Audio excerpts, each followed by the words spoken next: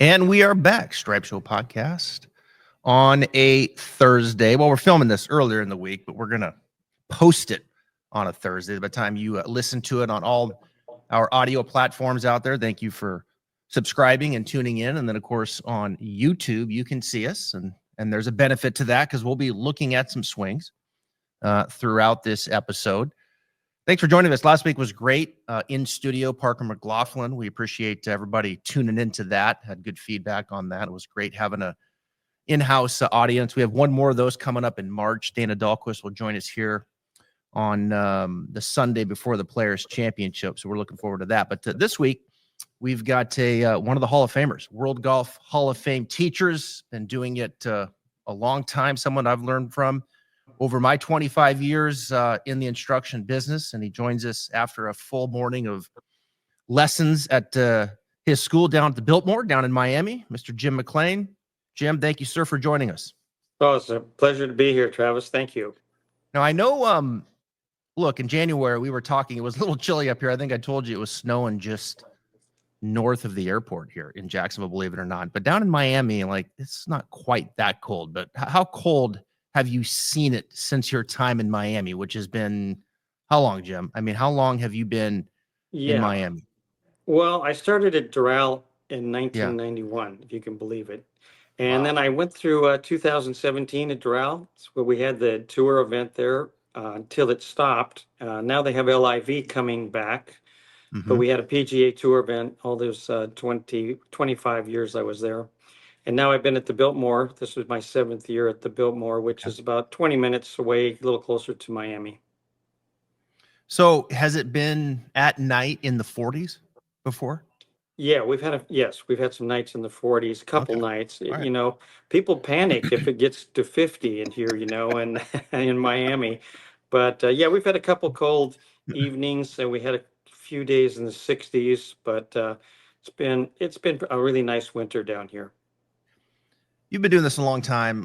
You love to teach. You've impacted so many students and teachers all over the world. You have schools all over the world. I follow you there on Instagram at McLean Golf. You check out his website, jimmclean.com.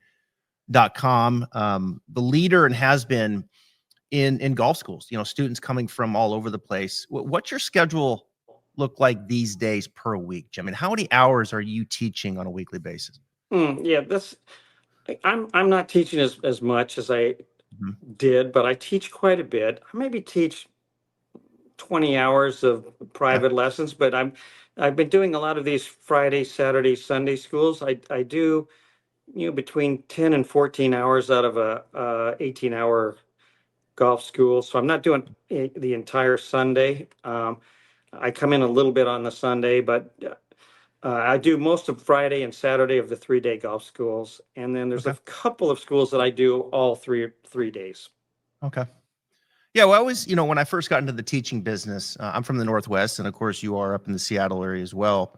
And Carl Welty, who worked with you for many, many years in Seattle, I played golf with Craig. And I think I've told you this before, Craig Welty, in college, who was a cross-handed player.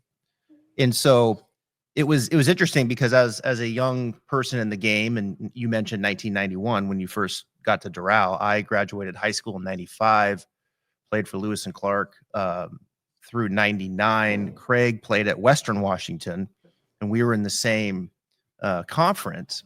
And so I've always followed your career, learned, you know, as a player. But then playing with Craig, it like came full circle. I was like, wow, you know, I'm playing with, you know, Craig Welty, and of course Carl was his uncle, right? His father. It was his father. Okay, it was Carl was his father. And so it was just we always played in the same group because we both played number one on our team. And he was a cross-handed player, Jim, and he absolutely, you know, crushed it. And I could watch it, and it never bothered me until he got into the bunker, and watching him hit a bunker shot cross-handed just blew my mind. I couldn't watch anymore. I was like, man, that just doesn't even make sense to me out of the bunker. He was unbelievable. How good of a player was Carl? Carl was a good player. He played for San Diego State University, and Carl was just up in Seattle for a few years. He started at Sahali. he came up with the Paul Runyon, who was the great Paul Mm-hmm. Runyon. And then he Yep. went to Skagit Valley, and that's where Craig is now. He's the head professional at Skagit. And Craig, as you know, was very good. He was a Mhm. 3-time All-American in, I don't know, was that Division II? It was NAIA, Oh, actually. I think Western's anyhow, moved up now since. Yeah. yeah. Mm-hmm. Anyway, he and still is a very good player, but you would never Yeah. think that his dad was a teacher and let him play cross-handed, but that's the way he liked playing, and he's pretty stubborn, and he wanted to stay that way, and he hit the ball good. So it's one of those things. And we know there have been some terrific cross-handed players through the years, not too many, but Josh Broadway got on the PGA Tour just a few years ago playing cross-handed, and where there have been some other really good cross-handed players Mm-hmm. through the years. But and we see Matthew Fitzpatrick chipping and pitching left-handed, I mean cross-handed. So you never know. There's a lot of different ways to play this game. That's unusual, but his dad let him continue to play that way, and he's been very successful. VJ Singh now he hits everything cross-handed, I think, around the greens. Kevin Kisner now chipping cross-handed. I think we're going to see. I had Parker McLaughlin in here last week, and he was talking about how much more he thinks we'll see cross-handed chipping. I Around the agree. green. Yeah, I've converted a few people to cross-handed chipping too, because it really, lowers your left side and get your left arm more forward, and it's easy to get the handle more forward for a lot of people that flip it a little bit going through. So it's a pretty good, it's a pretty good method around the greens. It is. Let's get into this. We're going to talk about a lot of different swings. We're going to talk about. I'm really interested, Jim, to get your thoughts just on the overall journey that you've been taking on since 1991. How maybe some of the things that you felt back then, maybe how that language or belief has changed 30 years, 40 years from now, and some of the things that have stood the test of time. But I want to start with the winner last week, Rory McIlroy, who I think Jim has kind of taken on over the last year some changes in the shape of his swing. He talked about he didn't really like the direction that the shape of his swing was taking on. So I'm going to play this video here, and this is from, I believe, towards the end of last year, and you can see kind of Rory checking his position there at the top, and then that position right there, very, very different. And for those of you that are not watching right now on YouTube, what we're seeing here, I'm going to play it one more time. This first rehearsal, what you're seeing is his hands are pretty wide away from him, and then that club right there pointing more left. And what he's trying to get out of is his hands maybe a little deeper and that club a little bit more across the line. So, I think in a nutshell, Jim, it appears wider and a little bit more left. And you go back to, say, 10 years ago when Rory was winning everything, and this video on the right, you can clearly see the club with a mid-iron there pointing more left. The left wrist not as extended as much. The picture on the left, you can see that club certainly a little bit more across the line. So I don't know. Jim, I watched Rory hit a fade with his driver off of 18, taking it down the left side and fading right. I mean, this is Rory McIlroy, who always liked to see that ball slinging right to left. So there seems to be a little bit of a shift here in the shape of the swing and maybe a few more fades off the tee. Well, Rory is always, as a young guy, and through his career, mostly took the club more out. And it's really dangerous if you take the club out and get it behind you. And then I think he started, as those pictures indicated, kind of sucking his arms in, and then the club was staying out. So you get that angle between your hands and the shaft, and that relates to going across at the top, which I know he just hated. I've watched him many times on the range lately working on his swing. And it is interesting, maybe a little discouraging almost for everybody, that as great a player as he is, he's still working on his golf swing.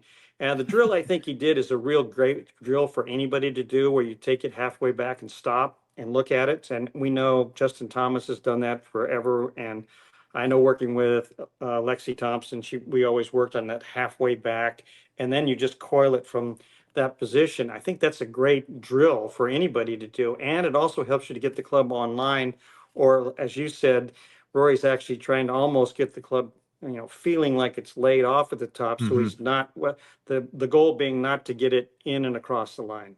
And that's a more of a hook kind of swing. player like Rory, like this big, explosive, I mean, 190 ball speed, the drive that he hit on, what was it, 14, the par 5? Crazy. I mean, it's just silly. It's just silly. I mean, how uphill that is. I mean, he's going driver 7-iron to the middle of the green, makes eagle on Sunday.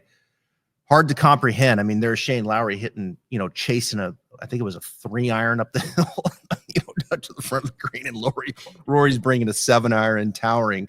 But yeah, it really does seem like a shift back to maybe getting it pointing a little bit more left. What's interesting, Jim, is I was texting someone at Golf Channel last year, and Rory kind of kept getting it a little underneath. And you see that a lot with better players. They kind of get it a little underneath, trap behind them. They tend to hang back a little bit, and then that face has to flip over, and they get too much of that push hook kind of dispersion.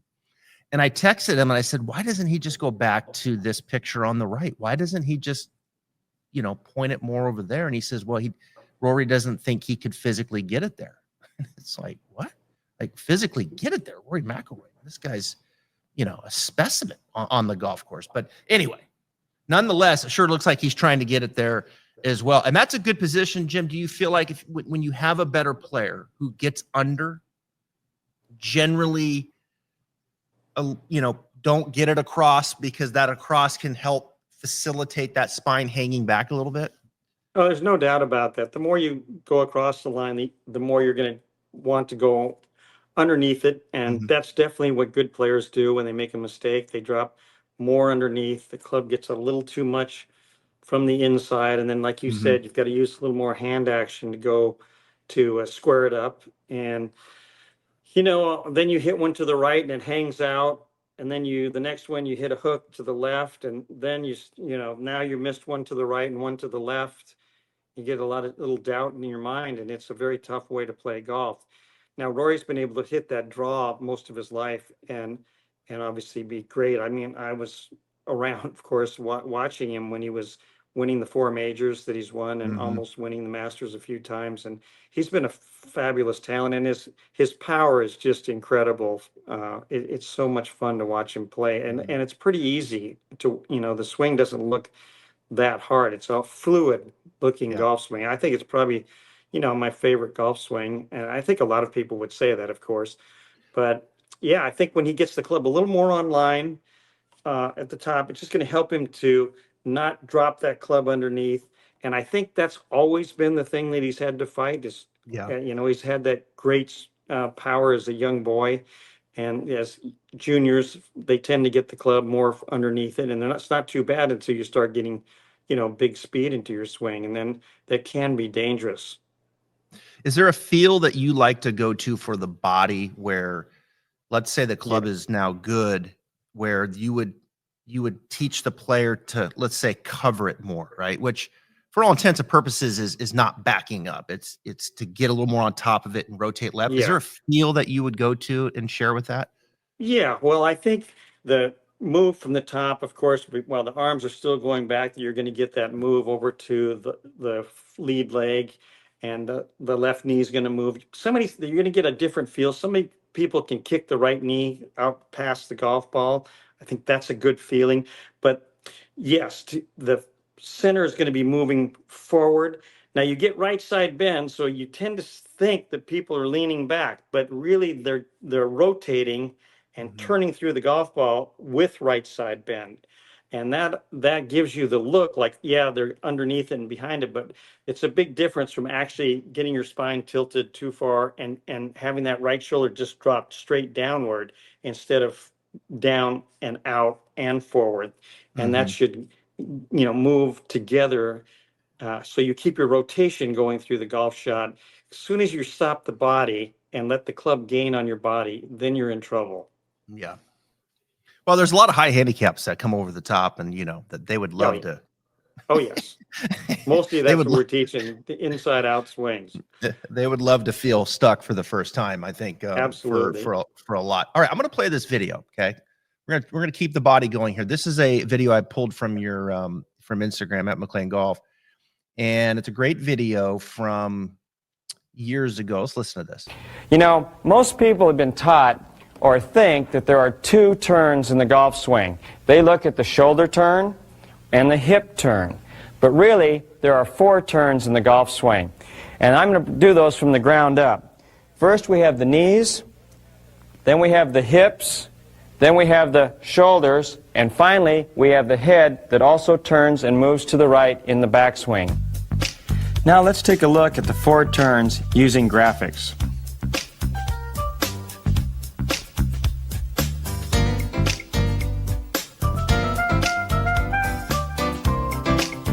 Watch the backswing and notice how the 4 turns line up at the top.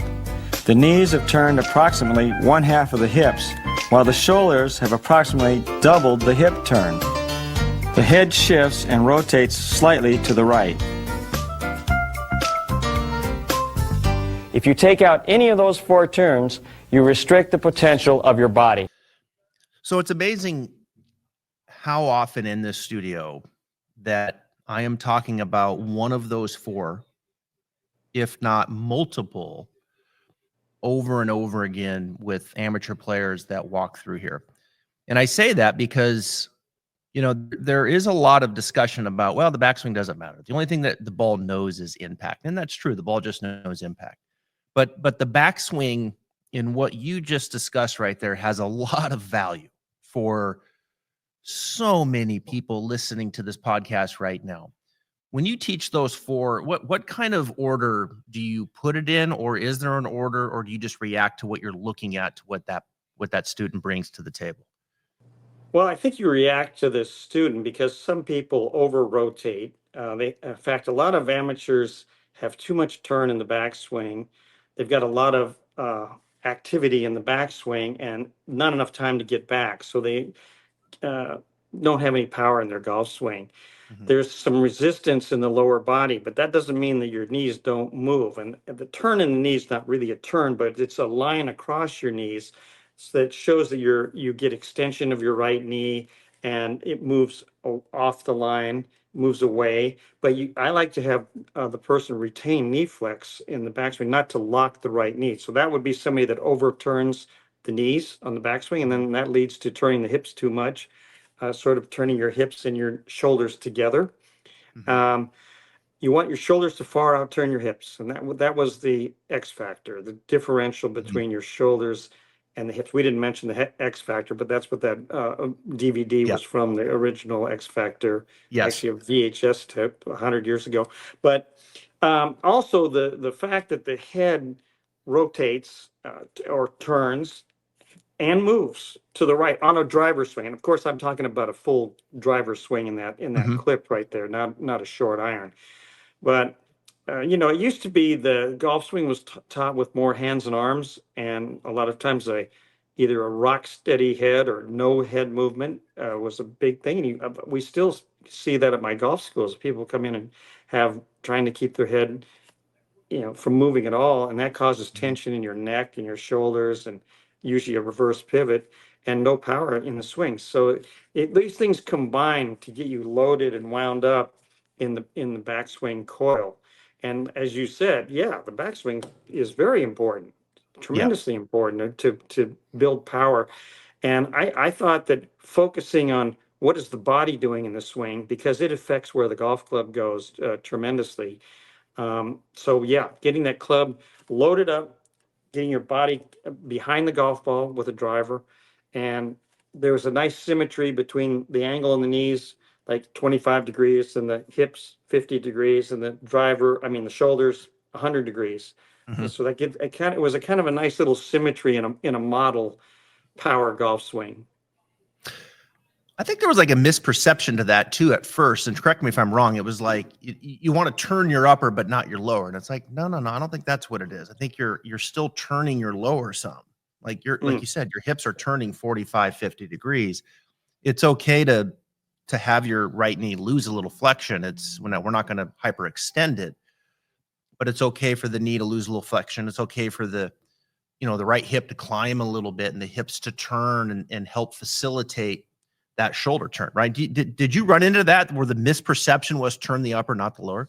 I actually did, because I talked about resisting the lower body on the backswing and exploding going through. I still Mhm. absolutely still believe that, but that didn't mean not turning your hips. I actually had the model swing in the X Factor with more turns, 60 degrees of hip turn and Mhm. 100 degrees or more with the shoulder turn.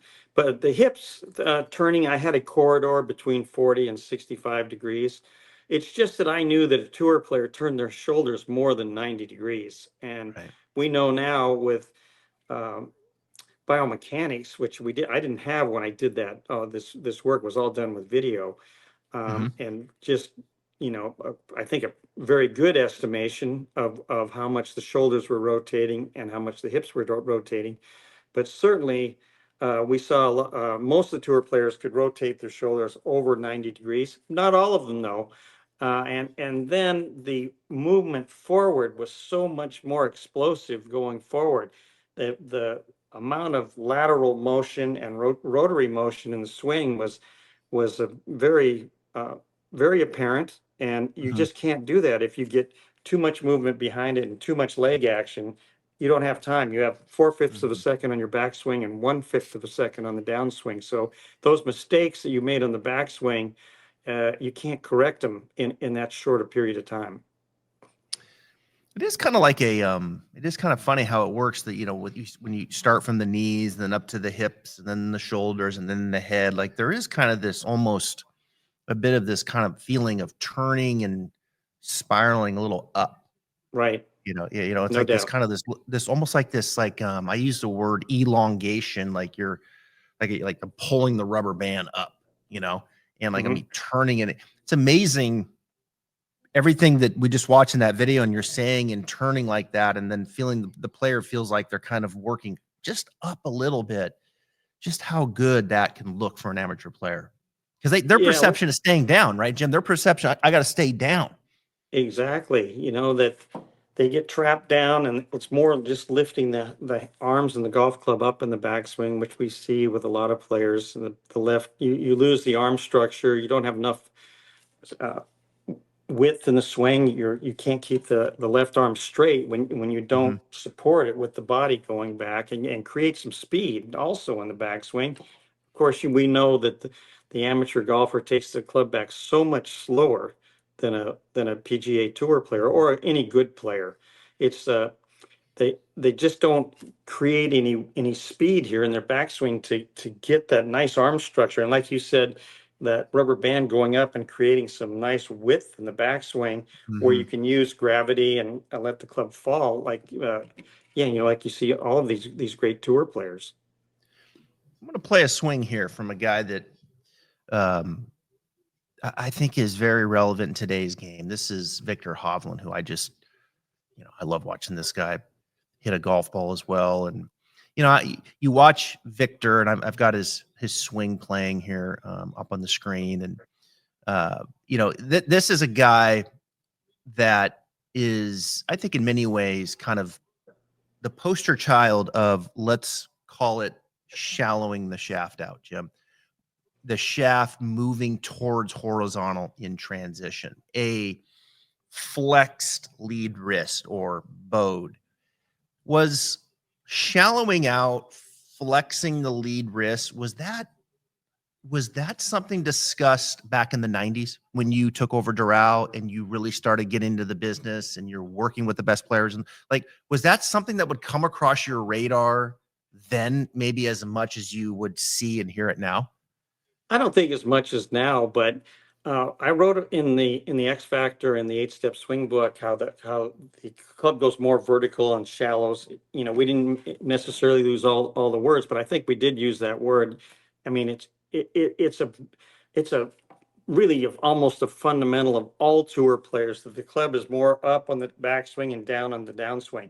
Now, when we started talking about this left wrist, I lived with Bruce Litsky in school and Bill Rogers. They were both big bow players and, of course, Hmm. great players. Bill got to be #1 in the world, and Litsky was a ball striking machine. And I Hmm. wish I had been a little bit smarter to realize what they were doing. They both kind of hooded that club going back, had the toe down, going back in the backswing. And now we've learned a lot more in modern instruction in putting that club in a stronger position going back. And of course, Hovland's got in a very strong position in the backswing, and then really, really lowers it down, really shallows it, and then has a tremendous amount of right side bend and rotation going through. And when he was on, I thought he was the best player in the world almost about a year ago, maybe 2 years ago. And Victor, yeah. Just a ball striking machine, and just hitting that rocket fade. He looked a lot like David Duval in the old days, who got to be number 1 in the world. I think Victor got to number 2 in the world.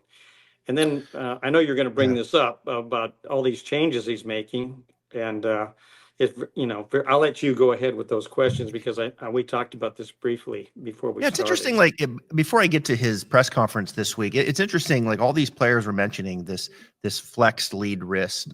Dustin Johnson would be another one. I think John Rahm certainly can get it there. They all fade it. Right. I mean, most of these guys that get that face in that strong position, flex, they all rotate and hit these little fades. Correct. And you can even argue now, back to Rory just for a second, like with that club pointing a little bit more over to the left, like his left wrist is not as extended. His left wrist is certainly, it's not flex, it's not bowed, but it's more that way. Litsky always fade. I mean, he never hit a draw, right? Never hit a draw. He couldn't hit a draw. But the more your wrist is flexed when you come in, that leaves the face open. And as soon as you let your wrist go back this way, it closes the club face. But it doesn't compute too easily for us, because we think that's going to be a hook move. But as you bring that club down, it actually keeps the face back a little bit. And Victor is one of the guys that really holds it off quite a bit going through, and just hits the ball with tremendous rotation of his body. I just thought it was just amazing to watch him play. And then now we hear, I mean, I know you're going to do this press conference, so I'll let that go, because I'll let that go. Yeah, he's a very curious person, and he just over the last couple years, I think we're up to 8 or 9 now instructors since turning pro. And so I always, when I hear a player talk like this and go down this path and jump around with teachers, it makes me concerned. Generally, I'm not necessarily critiquing it, other than just concerned for a great player like Victor, that perhaps maybe he's complicating it too much. He's overthinking it. And so here's Victor from this last week at Pebble. It's not very good, and it's been frustrating. I do feel like I'm making headway, and I'm constantly trying to put the piece of the puzzle together. And even if I'm not seeing results from day to day, which is extremely frustrating, I do feel like I'm learning more. And even if kind of that domino doesn't start to fall today or tomorrow or the next day, I'm hoping the cumulative effect of that knowledge and experience, eventually I'll get over that hump, and we'll turn things around. So he kind of continues on that path, and this is a guy that's been thinking through a lot of different things, has played at a high level. We're talking in college, we're talking US Am Champ. We're talking a guy coming out and winning on the PGA Tour. In my mind, one of the best ball strikers in the world. To your point, he got up to number 2. I think it was number 3 in the world. And you listen to him talk, and it sounds like he can't get the ball airborne, And so I just worry with a player like that, when they're jumping around a little bit. Like, is this getting too complicating and too technical to where a guy loses their game and all of a sudden they're not even a shadow of what they used to be? Absolutely, Travis. To me as a teacher, I would look at the upside and the downside. And when you get to number 3 in the world, there's not much upside right there. And do you really need to make swing changes to get to number 2 or number 1? And when you're working on your swing, you're not working on the other things. But I would say that this is a guy that wakes up in the morning thinking about his golf swing and goes to bed at night thinking about his golf swing. He's all in on golf, and he's maniacal. The opposite of Litsky or some of the guys that have don't practice hardly at all, Right. and kind of have a swing that is low maintenance. He is super high maintenance, and I think he likes it like that.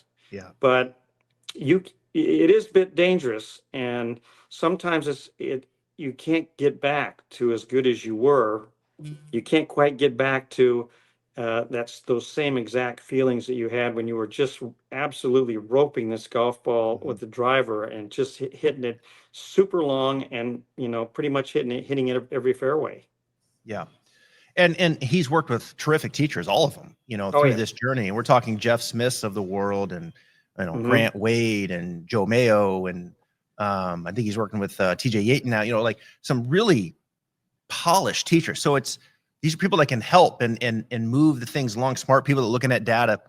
My concern. But they all have an idea, They all have an Everybody, idea. Yeah. yeah. And when you ask the teacher a question, they're going to answer it, and Yeah, that's right. a little bit dangerous. Mhm. And so my concern is, they all have an idea, and then you get different thoughts. And so for Victor, my concern is, man, are you asking for too many ideas?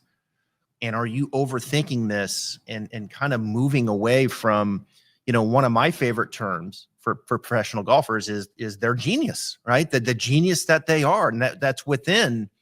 Is that eroding to some degree? I hope not. He's still a young man. I hope that I do think I do, when I do listen to him talk, Jim, I do think he realizes that maybe I'm tinkering too much, and I need to settle the ship down a little bit, and I need to just, get on track and go for it. And so I hope that's the case. Yeah, I think some guys like that, I'm close, I'm getting there. Yeah. And they like that feeling of I'm a little bit off, but I'm on the right path thinking. I don't know if your family's ever, so we're guilty of this too, because you've got multiple facilities all over the world. Like, how many academies do you have now, Jim? 7. You have 7, right? So and all over the world. You have one in Korea. Excuse me? You have one in Korea, right? I do. In- We were in, yeah. yeah, I was in Seoul last year. We have one in Madrid, one in Mexico, and then 4 of them here in America. So I'm about ready to open my second one up here, downtown Jacksonville, indoor studio. And it's kind of like, my wife will look at me and, this studio is doing great. We've had it for a year and a half. And she's always like, okay, now you're going to take on more, right? A second one. And then it's like, oh yeah, there's a partnership here. Now we're going to take on this, right? And the point there is it going to take you away from what you're good at over here, right? Can you get too many things going? You ever had that conversation where it's like, oh really? Now we're going to open up another one? It's always the next one. It's always the next one, right? Yeah. And so we're guilty of it too, in where we'll take on more when what we've got going at that point in time has been, up to that point, very successful. So Victor's not alone. Hey, we're guilty too. True. You never had that conversation at home? Like, hey, now we're opening another one? They're like, no, just open up 30. Yeah, no, that's true. It gets more complicated. For me, I think when we had Durrell for quite a few years, we had a lot of teachers. I was able to move my teachers that had worked for me for a long time into those new places.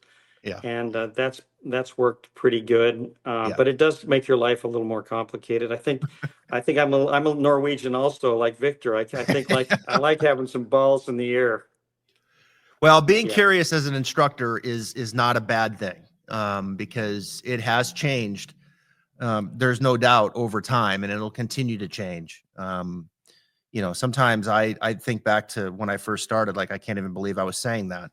Versus what I'm doing now, but you live and learn, right? You just continue to learn, because you've got another book coming out. I mean, it's you're always making tweaks. Your X factor. You're always making tweaks to make it better, and part of that's from what you've learned from the ground, right? And what you've been doing on the force plate. I mean, real quick. I mean, I know there's a lot to the force plate, and I know there's a lot to pressure versus weight and all that. But if you had to pinpoint a couple things that were kind of aha moments for you when you started getting into that data?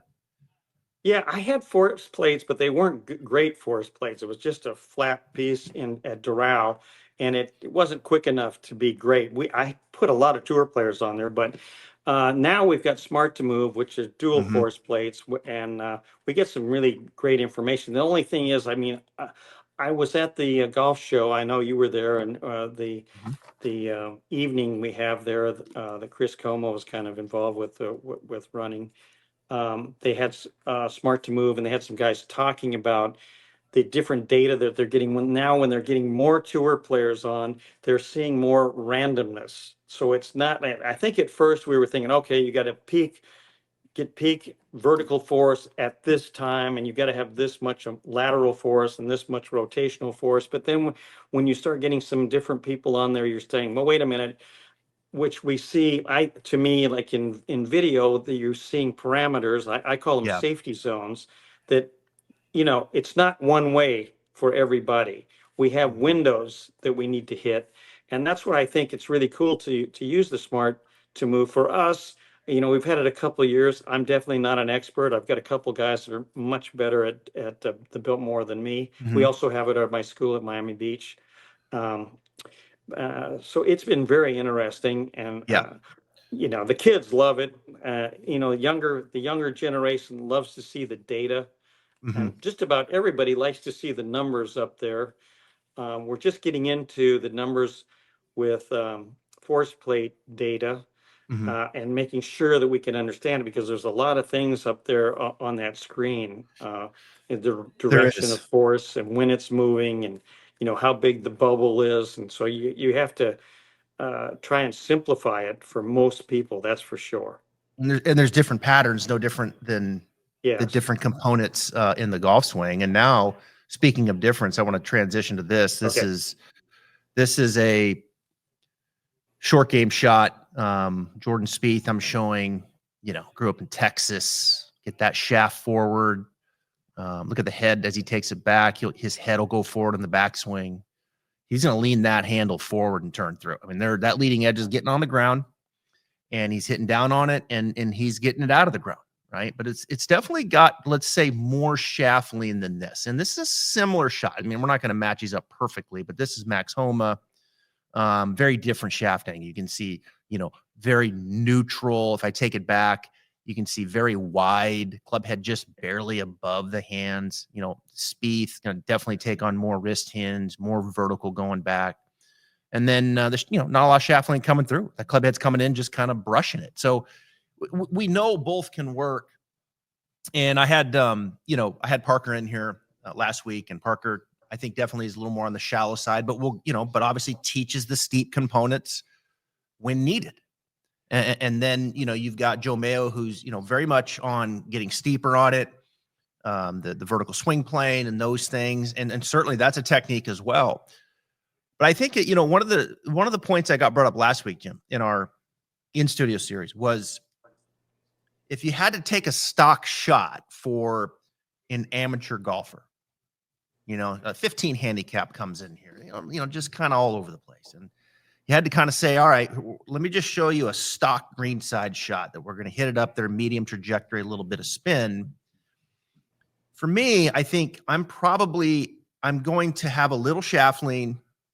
I'm going to have a little wrist hinge where that club head's a little bit above, but I'm going to create an environment where that club head's going to hit down, and that leading edge probably isn't going to dig, and they're going to turn through, right? I'm probably going to err a little shallow versus steep. Stock shot, amateur player, understanding that we can add steep components too when needed. That's where I fall. Where would you go with that? Yeah, we're putting so many people through our golf schools, and a ton of teaching as well. So I find this tremendously interesting. These very different ways of teaching pitching.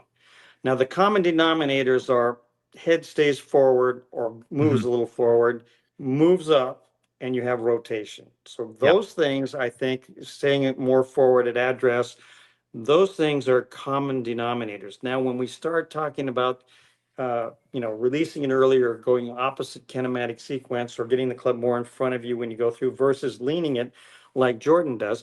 Well, Jordan grew up in Texas, like you said, and Homa's out in California, and a different kind of grass.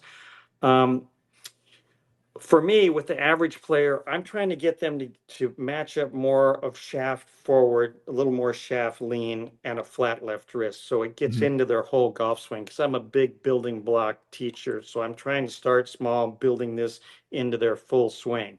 When I get to a tour player or a low handicap player, I might go more shallow then. Depending on how they're striking the ground. But there are some really good tour players that are very shallow going through. And Yep. then Jordan Spieth, of course, pitches the ball as good as anybody on the planet. So you just can't say that that's wrong. And there are other great pitchers and chippers that I see that are also steep on the ball. And of course, Joe Mayo's talking more steep and then getting the club, getting the handle up as he Yep. goes through. So he's not saying crashing into the ground. But I do like to see the average 15 handicapper learn to not flip it and not get the club in front of their hands going through. So I would favor more flat left wrist, little more shaft lean. shallow forward, and a little divot after the ball. Because I know the building blocks that you talk about, and one of the shots, the term that it will come through here once in a while is a hinge and hold. You've probably heard of that, a hinge and hold, where it's like, where we hinge the wrist and then we hold it and we turn through. Mickelson. You like that? Yeah. You like that concept? Yeah, okay. I think I've listened to Tiger a lot, as much as I possibly could at Doral, and he would talk about that with chipping, as putting a little hinge on it and then turning the chest through as it went through with his small pitch shots. And Phil chipped like that, but that's more like old school pitching, really. But I think for the average player to get that feeling, I like that club trailing behind the hands forward, because I'd like to get that into their whole game. Yeah. And when that happens for the first time for an amateur, that's a big deal, right? That's a big deal. It is. I do think for both of them. So you go shallow and steep. They both want shaft lean, right? So it's not that, I think the steeper in general wants more, and certainly the wider with less hinge versus the more vertical hinge that we see. And look, there's different, there's different times for different shots. I get that. But just as a baseline of building a shot, like that shaft forward more, head more forward, steeper going back, suggesting more shaft lean. Those players can get that handle working back up out of the ground where that, that handle's forward, and then they're able to, shallow it out through the body. You got to make sure that you're not pulling the handle down as you come into impact, and then you're going to hit chunk behind it. So that's the dangerous part, and that's what better players that are really bad chippers and pitchers, that's what they do. And because they've done this their whole life with hands forward. And now when we have golf is in the last 20 years, and it's gotten more this way, the green side areas are so tight. I mean, you've got to make great contact. And that's why, we're teaching a lot of people to hit a hybrid around the greens or putt from off the greens, instead of trying to pitch it and chip it. Like maybe we saw at Pinehurst, there's a lot of putting from off the green, or hybrids, which I think is much safer, of course, for most people. If you're like most golfers, you blame yourself when you miss a short putt. So after you hold back the urge to throw your putter in the lake, don't do that. You try to fix your putting stroke. But how long does that last? 1 week, 1 round, 1 hole?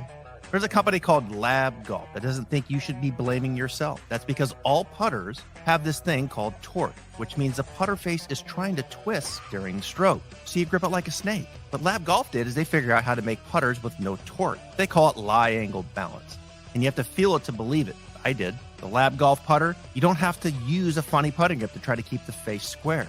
You can putt it any way you want because Lab Golf putter stays perfectly square by itself. It's effortless. To see how much easier putting can be, head over to labgolf.com. All right, so we're going to play a little game here. So we're going to go back to 80s and 90s versus today's modern game. All right, so I'm going to put a statement out there, and you're going to tell me that you were more likely to see this back in the 80s and 90s or today's modern. All right. Okay. So this is amateurs. So this is, forget about tour players. They're coming into your golf school. Oh, there's another one of those patterns. Right. All right. Okay. So number 1, club face angle in the golf swing, open going back, and then have to shut it coming through. Did you see more open faces in the golf swing 80s and 90s or today's modern game? 80s and 90s for sure. It's interesting. Why do you think less today? Just more educated about it? Oh, well, I think a lot of great players talked about, Jack Nicklaus talked about open to close. There were, a lot of people tried to get the toe up on the backswing. That's kind of the way I was taught for sure. Yep. And now we know that the club face should be more parallel to your spine tilt. So yeah, this is opening the face. And then a lot of people wanted the toe down at the top of the backswing. And that's, now I think we're much more close to a flat left wrist, or some people even teaching a bowed left wrist at the top of the backswing. And doing that early in the backswing is good. All right, 80s or 90s versus today's modern game. Inside takeaway. Club head gets behind the hands early, right away. 80s and 90s, for Really? sure. Okay. I think it's pretty okay. What? So You 80s don't and think 90s so? club head. I don't. Maybe No? it's because I started teaching a bunch more again the last 2 years. I feel like I see the inside takeaway 70% of the time. New student. Oh, I think we still see it all the time. Yeah. Yeah. I don't mean we're not seeing it. Yeah, now, right. But Right. No. That wasn't the point. I Yeah. think it was like low and slow and into the inside was more taught in the, early years of, you can go back 100 years was more of the old Scottish roundhouse swing. Mm-hmm. Yeah. You're probably right. The inside takeaway, and oftentimes that goes with the open face. Not always. We still see It a lot does. of inside takeaways where the face is shut. It's interesting. You have to. There's patterns, and no one trains teachers better than you do. And I'm sure you're talking about it in your Monday meetings when you go through common swing flaws. And as a teacher, it's like you have to get very proficient at fixing these patterns, right? You have to be able to fix these patterns. If you can't, then you're not going to be successful as a teacher. And fix them in an order. First things Mhm. first. Don't fix something later on that was caused, it's set up or from your grip or your takeaway. So yeah, absolutely. All right, here's a tough one. 80s, 90s versus today. Short game shots. Stance more open to the left versus square. I would say that would be 80s and 90s more open. More open. For me as a teacher, I feel like I'm not as open to the masses short game. I'm okay with them being more square. I feel like that's, I don't know if that's right or wrong. That's just the way I feel. How do you feel? No, I think that's fine. I think getting open can be dangerous as far as their swing path and what they're doing. So I think square is fine for chipping. I like a little bit open. Yeah. You can see a little bit better, and it gives you that feeling that being a little more solid for the average player going through, but definitely not too open. Not too open, yeah. It was interesting. Parker showed a lot of footage on the more square stance, and especially out of a bunker, more square.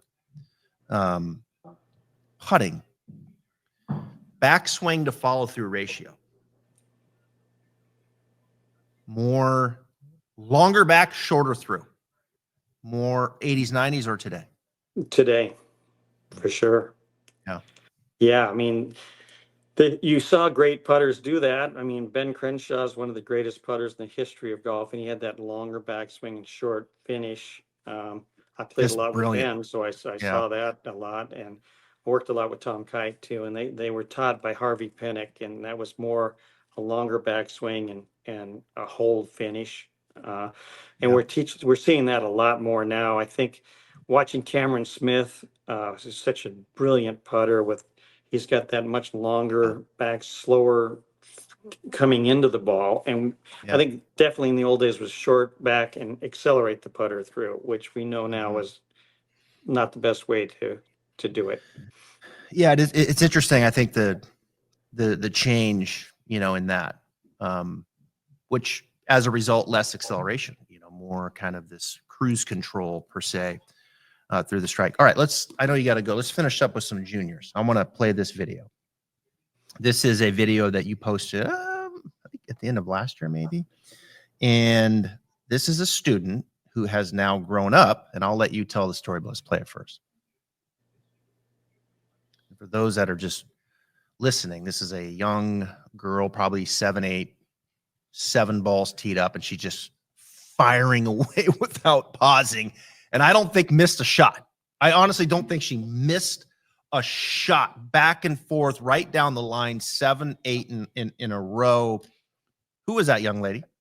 But yeah, that was Emily. She was, I think, 9 when she did that. And that's a drill I've used forever. It's a machine gun drill back and through. And she, of course, she executed it so beautifully. You can see the flow that she had in her swing, a nice rocking movement on the takeaway.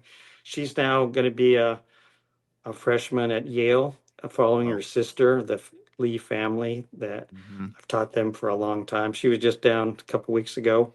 And yeah, great girl, and she's one of the top juniors in the metropolitan area in New York. I'm going to play it one more time because her brother is in the backdrop there, and I'm pretty sure. Yeah. Is he a player at Penn? He's at Penn. Yep, he's playing on the golf team at Penn. Steve Lee. Yep. Wow. Yeah, also a very good player.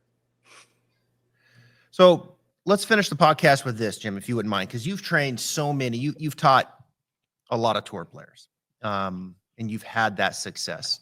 But you've also, you're, I think, an expert in taking junior golfers and teaching them all the way up to play in college, to get to the professional ranks, if that's their goal. Like, you have seen that journey perhaps more than anyone. Could you just share with my audience, because we have a lot of teachers, we have a lot of parents, just some of the things that you've learned over the years, and maybe some of the do's and don'ts, of training a young player who loves the game and wants to go places with it. Yeah, well, it's getting juniors to try to motivate them and to have fun with them. But sometimes you get a junior that really wants to excel, that will do the extra work. And of course, it takes a lot of lonely time or time alone that some kids are able to do and other kids won't do it.